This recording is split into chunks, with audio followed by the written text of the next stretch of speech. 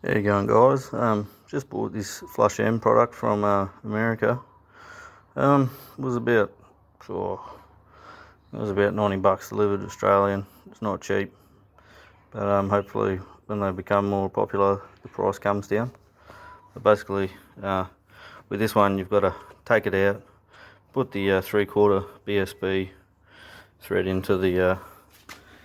into this socket, and hang it out, and then plug your hose in.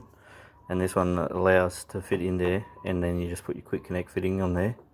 And yeah, basically it's got a one-way valve in there. Water only goes in one way. So yeah, I'll show you how to install that. Alright.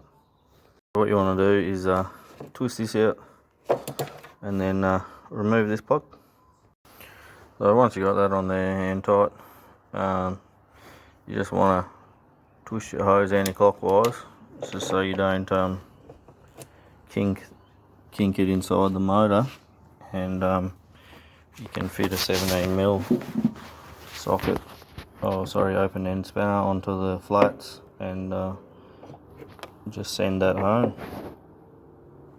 So that's it there, and that's the projector, and basically the hose is all in there inside the cowling nicely.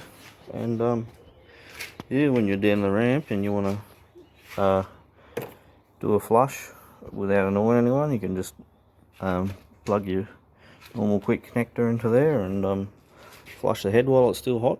I've been told that there is a little hole inside the thermostat, so you will get some water through there. And yeah, if you're coming home late at night and don't want to wake your neighbours up, if you're a nice guy, you can just flush the motor with that, and then when it's a reasonable hours, put your muffs on. But being told it's adequate enough, and yeah, I just told you don't want to force too much pressure through it, so you only want your your hose tap on about a quarter turn, so you're not blasting pressure through, because a lot of these hose connectors are just cable ties. Yeah, unfortunately.